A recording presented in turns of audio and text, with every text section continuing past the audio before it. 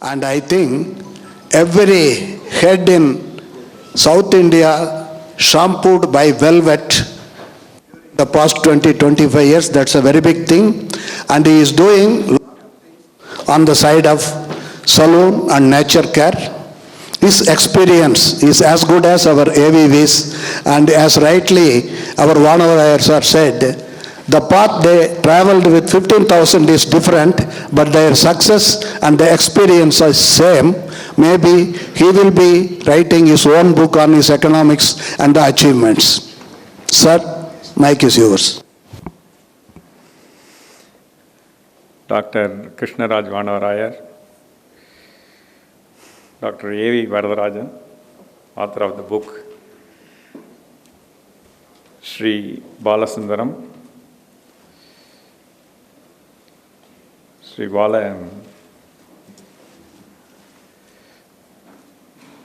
Balasubramanian, Mr. Thirinyanam, இங்கு வந்திருக்கும் தொழில் முனைவர்களும், ladies and gentlemen, அனைவருக்கும் முதற்கண்ணின் வணக்கத்தை தெரிவித்துக் கொள்கிறேன். I think it's a pleasure to be here. Coimbatore is always a special one to me because a city built from scratch by the very attitude of the people. I think that's what it reminds. Many cities are there like Madurai, Trichy and all, but Coimbatore stands tall. That's what Dr. A.V. also says in his book, the Coimbatore model. I think that's very important. Why Coimbatore is built, that needs to be studied and needs many small upcoming cities to emulate Coimbatore. It is a city of innovation, and the way people are, I think it's very, very different culture, personality. I think that stands tall. Chennai has its own culture, but Coimbatore is very unique, very, very different personality. And very warmth people. I think a lot more we can talk. But giving back, Coimbatore stands tall. And மனித நேயம் ரொம்ப அதிகமாக இருக்கிற ஒரு ஊருன்னு நான் நினைக்கிறேன் கோயம்புத்தூர், நான் பார்த்ததுலேயே. ஸோ வெரி ஹாப்பி தட் இந்த புக்கை வந்து நானும் படித்தேன். Very happy to see this one of the finest books I have read. Doctor Krishnaraj Vanavarayar சொன்னார், this has to be a book in the big schools, colleges. And I feel it's also important that all the industry captains and all the people, generally they need to read and understand the perspectives, how various things are linked. I think it gives a very, very good perspective. Otherwise, we have been doing business, how things are linked, why jobs are not created the way in which it's supposed to be created. I think it's a very, very important thing. Very nice to see that. Very happy to see the humble beginning of Dr. AVV, how he has been. Very, very inspiring to see that discontinued education, working in the canteen and so on, all the things, the way he has struggled to come through. Very inspiring, sir. Thank you. Thank you for this thing. So you chose to ink your thoughts. It's very nice of you.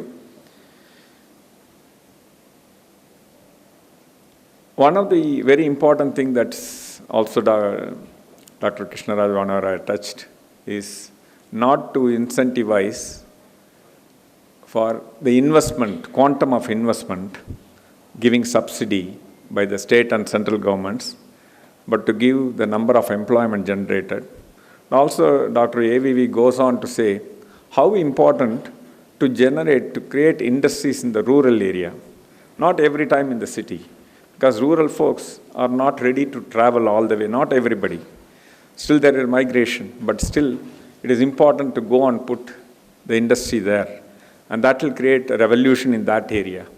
So like that, if industrialists are more and more encouraged, new industries are encouraged to put in villages, I think that will also be one more advantage is all the infrastructure facility also will build along with that, the roads and other things.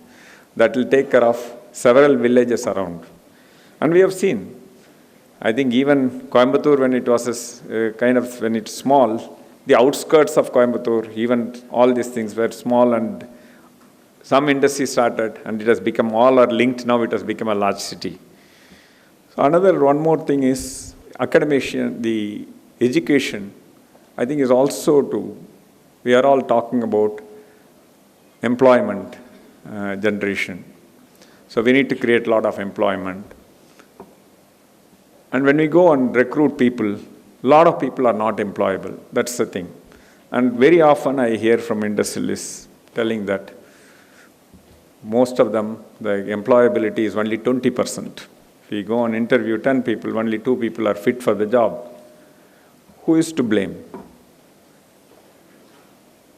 We can telling the policy makers, now the new industrial education, new education policy has come, new curriculum is going to get rolled out. We need to see how that's going to address the need of the industry.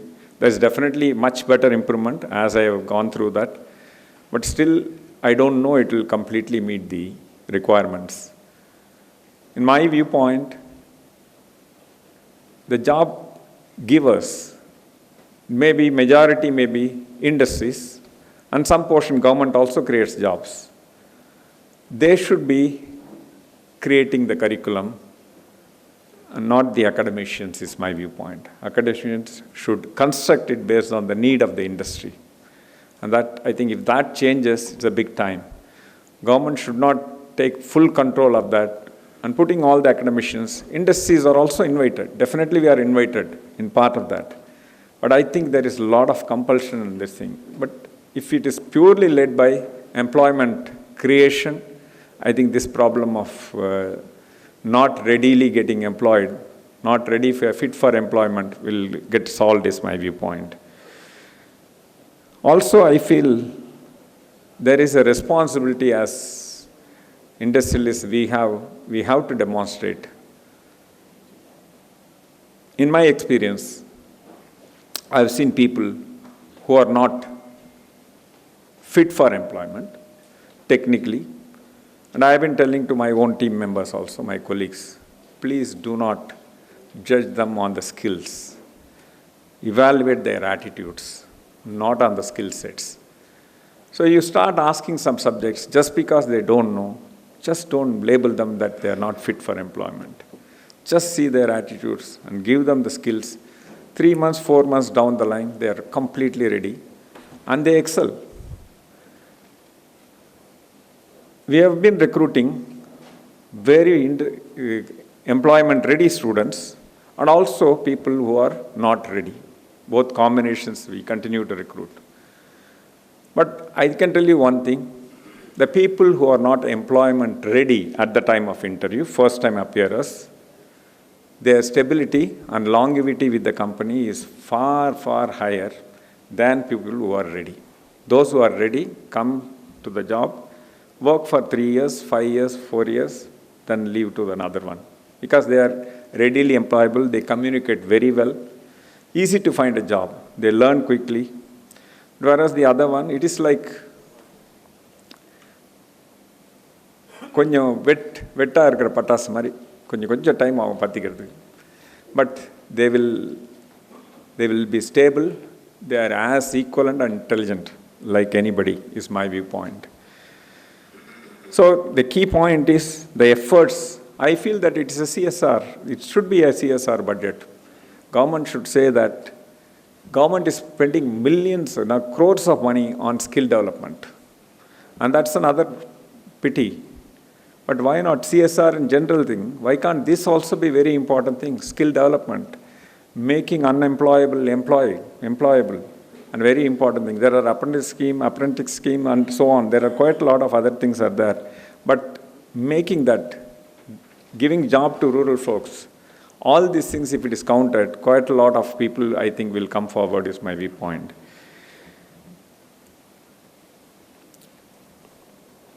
Another thing in terms of job creation, we have been doing a small experiment. I was in CII way back in 2000, and now in Thai also we have done. This has been, according to me, is a very successful model, and this is the need of the hour. And if this is done, definitely millions of job is possible across the country. Could be not 3 or 5 millions, 10 million, maybe 100 million plus. That's the kind of quantum I am talking. I'll talk about what we have been doing, what we have done. It is a group of 10 entrepreneurs come together. We assemble them. There is a structure and process, meet in an atmosphere of confidentiality. They exchange ideas, views, and also education. In Thai, what we are doing is when we do that, when we see that a lot of small entrepreneurs, they are completely ignorant of many things, right from quite a lot of things. They don't have a formal education, but they have ambition, they have the right attitude. But all they require is encouragement in telling them. Unlike somebody studied MBA, they are very well versed with various things. How a supply chain works, how marketing works, how sales works, all these things. But these entrepreneurs, the small-time entrepreneurs, MSMEs, are not well versed. They only learn through experience, hearsay. Somebody says, they see somebody and then learn. It's not full, completely end-to-end, they learned it thoroughly. Few of them, but not many. But if there is a proper thing, they come together and keep on learning. It is fun, it's enjoyment, and if you educate them, I think that makes a big difference. So what we have done is, we have created that. Today we have 370 members enrolled. Right now we are looking at the rate of about 10 people per week getting enrolled. I see that my vision is Tamil Nadu alone, I was just telling, 10,000 boards, which is 1 lakh people getting enrolled, entrepreneurs. And we have seen them first year before joining, what is the kind of employment they have at the time of joining, what is their turnover. 12 months later, what is that? How it has grown. Compared to somebody who has not grown in the similar industry, in a similar city or town. Placebo. It's easily 2 to 3x. And we have seen that very clearly making a difference. I believe that's another model, that industry can do it. So we can create such kind of things. This kind of a formal, informally learning, but in a structured way, will go a long, long way is my viewpoint. We call that in Thai, we call it personal board. In CII in 2010, when we launched it, it's called bouncing board. Now we have recently kickstarted another name under CII, it's Lighthouse. So it is like somebody who doesn't know where to go, where to reach the shore. Is Lighthouse, how it helps to give the direction for the MSMEs and also even established this thing. I can tell you, in one of the boards I am in, the lowest turnover is somebody at 100 crore and another person is at 25,000 crore. We learn together. Not a kind of this thing. It's such a wide variation, but respect for each other, all the kind of things. It is very, very different. And that, I think our viewpoint is that it reforms not just an individual, but also the family. It touches the family as well. Because it is actually creation of a culture. Like if you look at a country like Japan, how they have been, when they have been destroyed by atomic bombs, and how they created the culture of hard work and all these kind of things. The attitude of those Japanese, that made a big difference.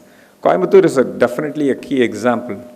There is no destruction in Coimbatore, but the very attitude that made it a very industrialized city, very, very, very strong and a very differentiated personality. I think that's very important. It's important that we look at that. How do we change the core of the person in the family and the spouse of the family? Then the whole thing is taken care of if we attack that. So we believe that that is another model we can definitely explore. But having said that, I don't want to take the sheen of this book is very, very important in terms of black money. I think it's a very, very interesting perspective, how it destroys the job creation. I think is amazing. I never thought from that angle. I thought black money is creating a parallel economy. It's good for the economy, somebody is doing like that. But Dr. AVV very clearly argued how it is destroying the kind of this thing, job creation. I think that's very interesting and eye-opening for me. And another thing to watch for in this, when we create a job, is the fourth industrial revolution that's happening. The artificial intelligence, machine learning, deep learning, all these things. One end, we have been trying to build skills and encourage employment. Another end is machine is silently killing the job. I was at Silicon Valley before Corona. Surprised to see that I went a lot of startups. They made a presentation. A lot of brilliant minds are working to just destroy a lot of jobs across the world. Their job is that, how to automate various things. If 100 people are doing, how it can be done with one machine or two people or one or two people, how it can be reduced substantially. They are selecting industries and targeting, and they are successful. That's why it's called Silicon Valley Startup Hub. I learned that was a very, very powerful thing, that as to how these people are creating the job creation. They also showed me a kind of website that is a UK-based website, which is called willrobotstakemyjob.com. So that site, if you go and see, it talks about which job, how much is automated as of now. Every month, my job is to go and see what is automation, which company this thing. Because if you don't run with that, I think we will become irrelevant tomorrow. We need to create, we need to upskill our people. This is a constant challenge and struggle. And that's going to be another challenge. As we create more millions of jobs, the creation is there. What do we do with the current people we have who have been skilled, and that job is destroyed, reskilling them with the new reskilling, it calls for a very higher order understanding of AI, ML, and so on. And that's not easy. There's also another argument. I was arguing with a lot of other industry members. Some of them very strongly believe, yes, of course, there will be a lot of jobs will be destroyed, but it will be equally created. So I'm yet to see. Actually, I'm not seeing that happening. Equal creation is not happening, but the job destroyal is happening. About a year and a half back, I met Indra Nui, and I had a conversation. She was telling, that was before, maybe two and a half years back, before Corona. She was telling that Pepsi, she was at the time of retirement, 2.5 lakh employees worldwide they are employing. She was telling she is getting sleepless nights because how am I going to ensure these jobs are protected, because I am seeing machines are actively destroying jobs. If I don't reform, I'll become uncompetitive. And that's a really reality of the day. A lot of companies are facing this big dilemma. What do we do with the current people? They have to grow much faster. The 10-15% growth is not sufficient. The job destroyal is happening much faster rate. This I was talking about the website, which is robotstakemyjob.com. For example, you go and type accountant. You can type any job. Tailor also you can do. So accountant, it says 97% of the job is automated. Machine has taken over already elsewhere in the world. Your job is doomed. That's what it says. So each job, this is a very, very important thing that we need to understand. One end we are creating, another end we need to do. In manufacturing, luckily, this kind of pace of automation has always been happening. And that's where Dr. AVV argues manufacturing has the biggest potential. I believe the white collar, the service sectors and all will definitely continue to be under threat. But the manufacturing, automation will happen, but may continue to thrive, is my viewpoint. But the robots are also a threat. As we see, I don't know in Coimbatore, definitely Coimbatore would have already been pioneered, robots. In Chennai, there is a unit, there is a startup. They have done a robo at a 7.5 lakh rupees. It replaces 4 people. Pick and place. 4 people it replaces.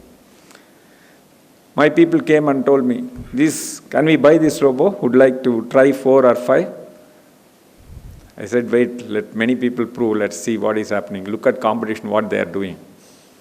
But the reality is, it is going to, you have already seen a lot of videos. Robos are serving in the restaurant. Chennai has a restaurant like that. So the shortage of things. All these things will slowly, I think it will start taking over. That is also one more threat we are facing. I think we need to seriously evaluate how we are going to survive the onslaught of the machines. Nothing to do with us. I think elsewhere in the world, many brains are working hard to destroy many jobs.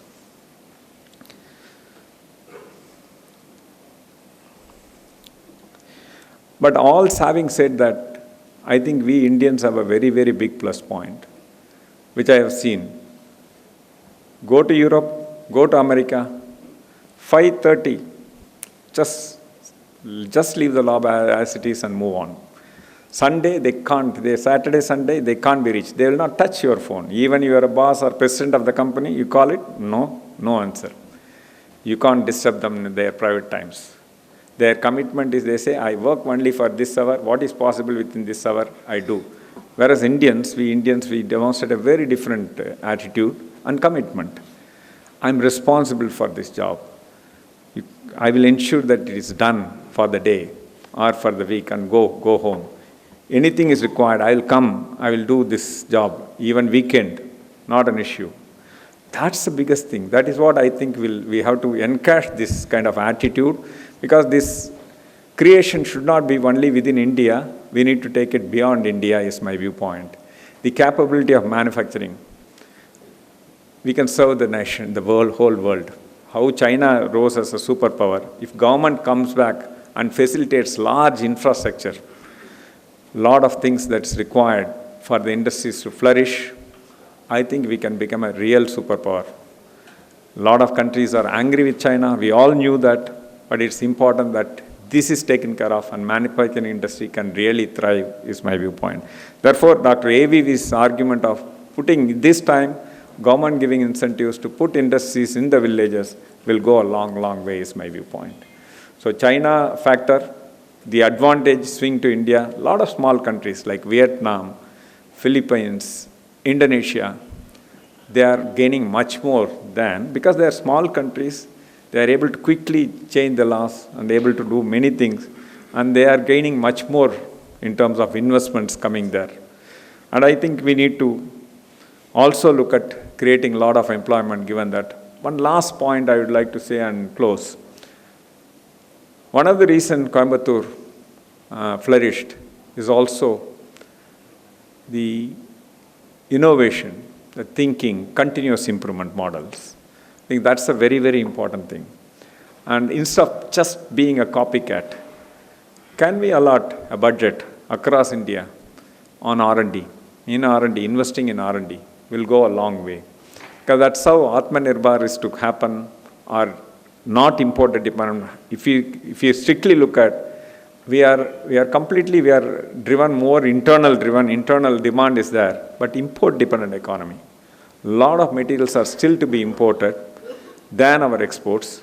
Therefore, anything that happens in the world, the Ukraine-Russia war, any kind of events that's happening, India is also affected. Earlier it was not the case much, but now more and more. So we are no more insulated. We are actually wired globally. So the need of the hour is investment in R&D. I think this would go a long way in terms of that. This also has the power to create. Therefore, we need to look at the world map. The world is my playground, and every industry, even whether it's MSME or large industry. If we start looking at that, producing that kind of a quality, I think we can definitely create not just few millions, but even almost 60-70% of the population can be employment creators. Because that's what is happening in some of the countries. Highest population to ratio, they import workers for doing the job, but the nation is full of entrepreneurs. And I think we should dream of one day like that. Because if we only make the world as a market, it's possible. Once again, I applaud Dr. AVV for having done a wonderful job, sir. I wish this book goes in the right hands of policymakers, both at central government as well as the state government. They read it and look at the kind of the merit in various things, arguments, understands it. Make correction. I would not say a radical, but small correction happens elsewhere will go a long way, is my viewpoint. Thank you very much for giving me this opportunity, sir. Thank you, sir. Experience also. Now we request A.V. Varadarajan Anna, the author of the book, to share his experience in writing this book and his thoughts. Dr. Krishna Rajvanarayar, presiding officer of this meeting. C.K. Ranganathan, a dynamic entrepreneur, a role model for many youngsters. Balasundaram, he is never afraid of criticizing anybody. He is very open and very frank in his views. Chamber President Balasubramaniam, Tirunyanam Kudisha President, respected guests, friends, ladies and gentlemen. I am very much, one thing I would like to tell first. When I sent the book at the draft stage to few eminent people, they have given some feedback. In that, Mr. Gopalan, IAS, Ms. Sarla Gopalan, the famous couple in India, IAS couple, they are living in Coimbatore now. And he gave me a 6-page report about the book. Immediately thought, I am a very big genius writer, only after seeing encouragement. Then after that I made so many corrections because I am very much afraid that I must do a good job. I showed to DB also, and I thank you, sir, for coming all over the years. Thank you very much. Further, how I started this book, writing this book, is something unique. I was writing a book on Coimbatore industrial history of last century, from Robert Staines to up to 2000, last century. When I was writing some chapters, chapter after chapter, I used to send to C.R. Swaminathan and Velumani of CRI group. After going to the book, reached a completing stage. At that stage, Velumani one day called me for a discussion and told, "You have written what has happened, but in the course of our life, you fought for many battles. We fought for many battles against government, against officers, about policies, and what is to be done for the development of industry and all. Why don't you add one chapter about that aspect in this book?" He was very particular. Then I thought of writing one chapter. After going for few pages, I thought I cannot do justice unless I elaborate those things in very detail. Then what happened, there's a story. That exercise started production of this 200 pages book. What I have originally started to writing is in the shelf now. I have to start again. So that is the story of that. And the people who encouraged for the book, first C.R. Swaminathan, I cannot forget him, and Velumani, C.R.I. Velumani, who advised me to be bold enough to tell what spade is spade. Don't hesitate, whatever you think. Then that also encouraged me to write this in this language. Third, our dear Balasundaram, he gave me wonderful ideas. In fact, I am not a diplomat or a development economist. That word belongs to him. He said, "What is your qualification to write this book? You must mention. Otherwise, people will not have that much credibility. It will not give that much credibility to the book unless you tell your capabilities to tell about the economics. You are not an economist." So then he forced me to write something like that, and I have given an explanation. Thank you, sir, for all these things. And I learned a lot from him. Even though he is younger than me, he is my guru in as far as writing is concerned. Friends,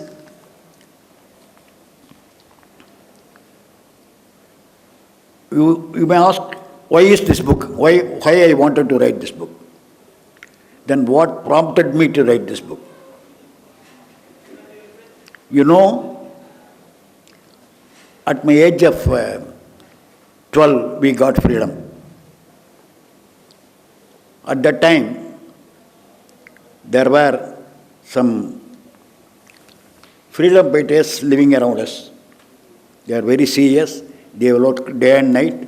We used to do petty works to them. Like that of things. In fact, the people who set fire to the Coimbatore military aerodrome, they were hiding in our village for 6 days. At that time, we used to meet them, discuss them. We are not capable of discussing with them. We heard the stories, the spirit they were having, the courage they were fighting. That all those things induced people like me a lot. Then we formed a group at that age itself. 16 boys joined together. We formed a Bharati Ilanyar Kalagam. Then, at that time, there is no power in our village. 2 luster lamps, we will hang it.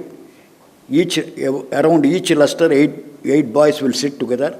We study. Another luster will feed another 8 boys. All the 16, we will study up to 9:30. Then we will stay there. In the morning, we will go to the houses. At that time, there was a man, a freedom fighter, who was like our guardian in that exercise.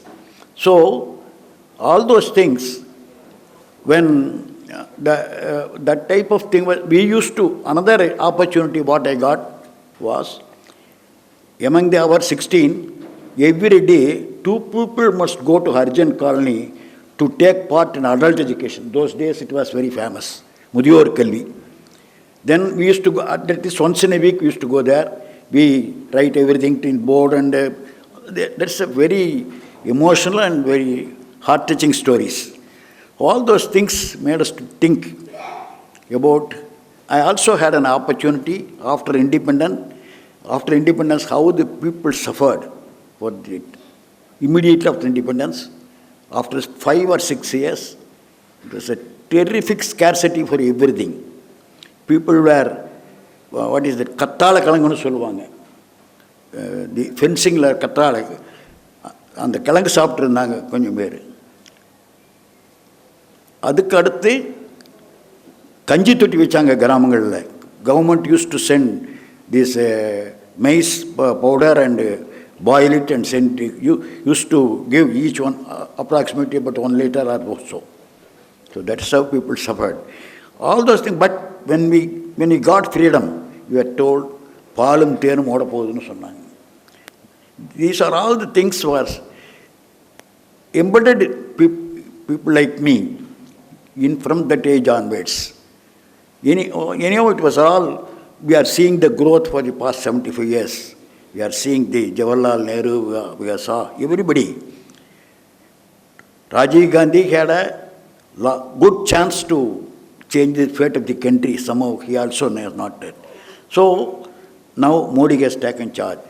But whatever it is, in spite of all this, we have made tremendous progress in space technology, tremendous progress in drugs and medical care. A lot of scientists, we have got Nobel laureates.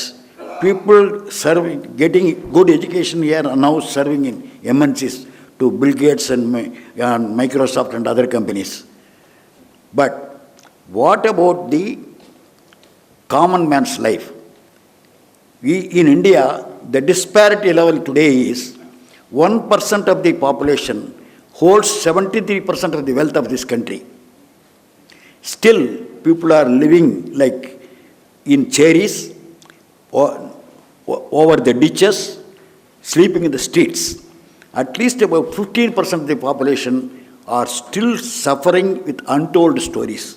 Because most of us may not be able to realize that. most of the youngsters are we here, or who has not suffered cannot see the pain of poverty, they may not realize. Only when we tell they cannot, it's like a cinema only. But when it touches heart, you must do something for them. So that has prompted me to write this book. Then I thought, what is the problem? What is the problem in the country? Sotkaliya. Are we not having enough food grains? We are producing a lot. Even we are exporting. Then where is the problem? Why people are suffering? They don't have money to buy food. Why they don't have money to buy food?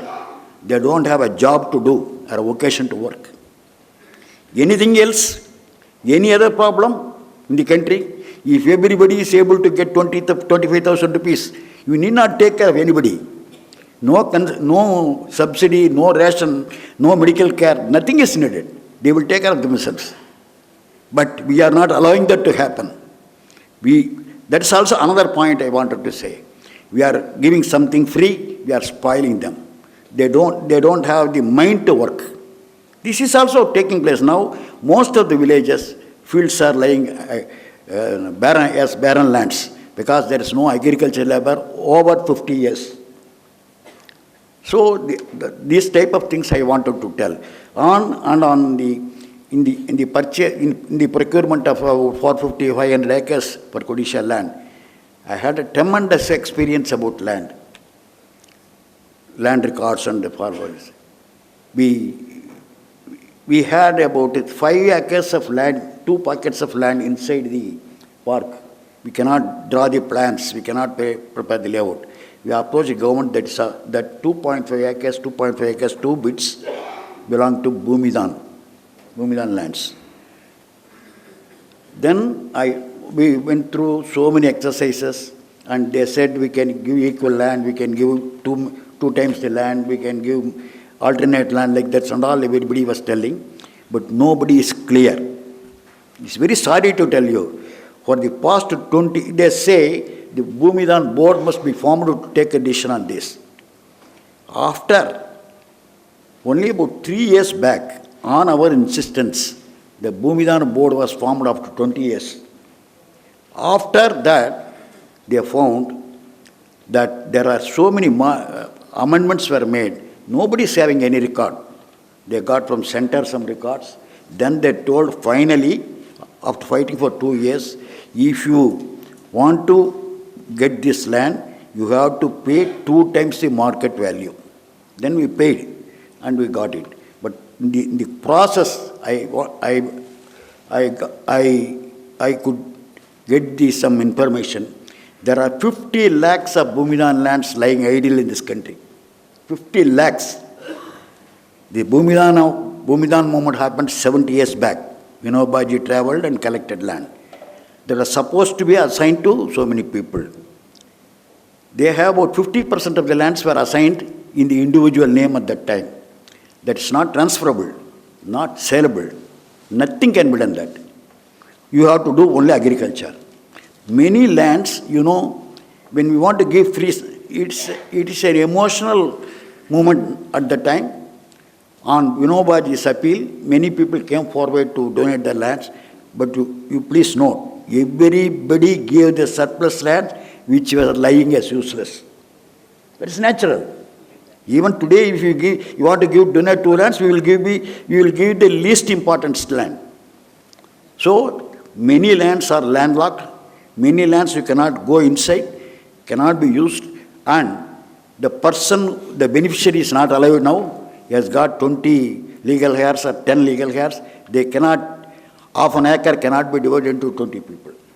So throughout the country, I have gathered figures. In our state alone, about 27,000 acres are there. So all the lands are lying idle now. Like that, there are so many. You go to land records now. Better they have got lot of lands and all. In 1984, they made on developmental study, UDP survey program. That's called UDP survey program. They came, the officers visited all the villages. Whatever is enjoyment, they made a sketch and given patas. Okay, when two brothers are there, one brother is having two brothers equal property, but in practice there will be a little there will be a bund separating this. He will say this bund is my brother, this bund is this side is mine. Then he will measure that dimension and give it patta. But it's not fact. They both of them are having equal right. Then what happened, at that time, earlier the measurements were in acres, linear measurements were in links. That was well-defined system of the triangular system. What they called it, AD, this SF numbers. One side of it you can see. That is very important to locate the land. But what happened, at that time, suppose I got 10 acres of land, my acres 10 acres of land. Now, they have measured, now the FMBs are prepared in meters instead of links. At that time, every 1 meter is taken as 5 links, or every 5 links is taken as 1 meter. That it is not equal. 1 meter is not equal to 5 links. What is this? The cumulative effect throughout the village, throughout the country, has altered the topography of the land holding. We don't know. Now we are saying when you bought the land about 50 years back, it was 10 acres. Now, in hectares, they might have given something. It is 2.47 into 4.7 acres divided by 2.47 is the hectare. But hectare must tell, but it will not tally because the linear measurement they have changed about 2%. In ownership record is one area, in A register one area, in Patta one area, in Sitta, in Adangal, they write what you produce every year. They write that no village officer visit any field, sir.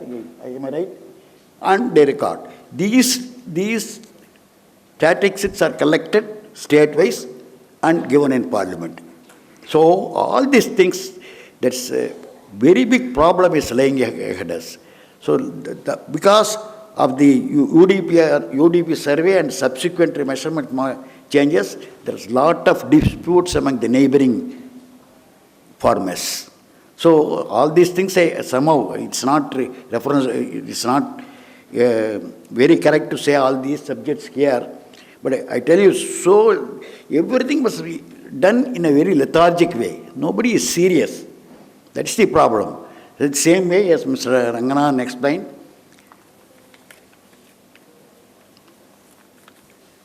There are so many other aspects also, which we are talking about employment generation. But there are many factors working against employment generation. See, for industrial development, there is one minister. Education, there is one minister. Health, there is one minister. Where is the minister for employment generation? Only labor minister. What he says, factory inspector comes, you got 25 workers, you got license only for 25 workers. If he finds 5 people more, he issues a notice. So is it not a retarding step? According to me, the factory inspector must appreciate that entrepreneur and give a certificate appreciating for the increase in employment. Instead of that, they book a case or prosecute the entrepreneur. How can employment generation can be made? The basic things, workers, nobody cares about workers' welfare. We saw thousands of people walking back to their homes, kilometers, thousands of kilometers they are walking back. Economy was in doldrums. No production anywhere. Nobody was having job. There's nothing to eat at that time. The Indian economy, we all know economy is suffering. But according to stock market, they have given 16% return on that year, COVID year. How is it possible? Then where is the correlation between economy and taking the Sensex as indication to the economic stability. I don't understand. All these things prompted me to write this book, and DB has given me that figures also, even though he is in share business. So that's the reason I wrote this book. And according to me, there are possibilities. Of course, our country, 100 crores population, 100 odd crores population. We need to find work for 200 crores hands. We are not Switzerland. We are not Italy. We can manage with the automation, this and that all. Industries can survive. But what about the human beings? There must be an appropriate technology to suit our country. Not communism nor capitalism. We need a path, middle path, that takes care of industry, cares of economy, takes care of people also. Now industry people think their life is different, traders think their life is different, farmers think their life is different. India as a total, nobody thinks. So that is my concern. I don't know whether I am going too much beyond my limit. And if there is anything wrong in the book, you pardon me, or you send me give me your opinion. I will make it right on the second book. Definitely I am going to write second book after getting a encouragement, Mr. Gopalan IAS. Thank you, gentlemen. Thank you, sir. Now I request Mr. Thirugnanam to say a word of thanks.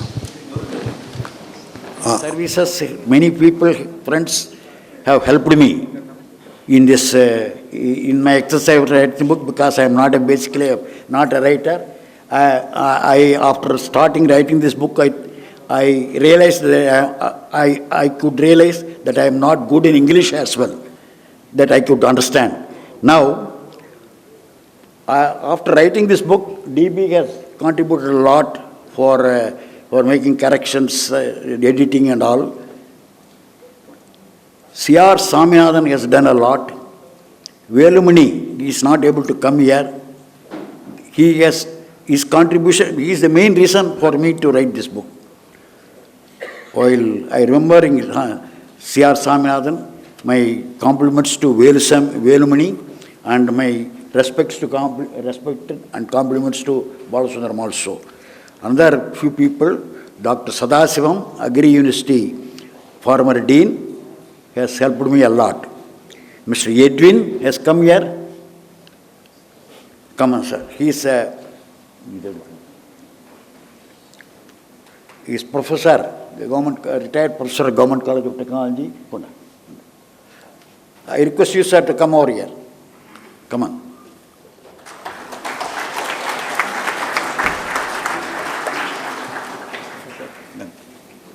Thank you, sir. Kalpana Ranganathan is here, has come. Sir.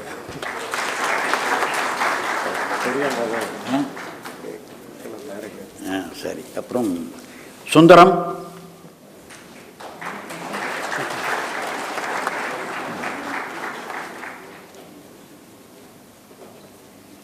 Another, there's one team who designed the figures in the book. That's Propel Design Team. Mr. Vignesh has come. On behalf of you, and this is for your team. Thank you.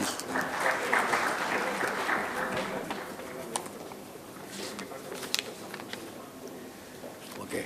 Thank you. Thank you very much. On behalf of Codicia and the Indian Chamber of Commerce and Industry, special guests, audience, and on my own behalf, I extend a hearty thanks to all the speakers of today's program for gracing this occasion in spite of your busy schedule and sharing your thoughts with us. I mention our deep sense of appreciation to Mr. C.K. Ranganathan, Chairman and Managing Director, Kevin Care, for releasing the much-awaited book, Millions of Jobs Possible or Not, an exemplary work by Dr. A.B. Varadarajan. Further, we are grateful to Dr. B.K. Krishnaraj Vanavarayar, Chairman, Bharatiya Vidya Bhavan and demonstrating the book with its importance. We are all inspired by your words, sir. We thank D. Balasundaram, past President, Indian Chamber of Commerce and Industries, for his narration about the book. And we also thank Mr. Aikoka N. Subramaniam for Master of Ceremony of today's event. Our thanks to Dr. A.V. Varadarajan for giving this opportunity to both Codicea and the Chamber of Commerce and Industry for organizing this event in a grand manner. We thank the press and media for their presence today and expecting a wide coverage of this program. I also thank the office bearers of Codicea, Indian Chamber of Commerce and Industry, and sister associations, executive committee members, and all others who have joined us today to make this program successful. Once again, thank you and all.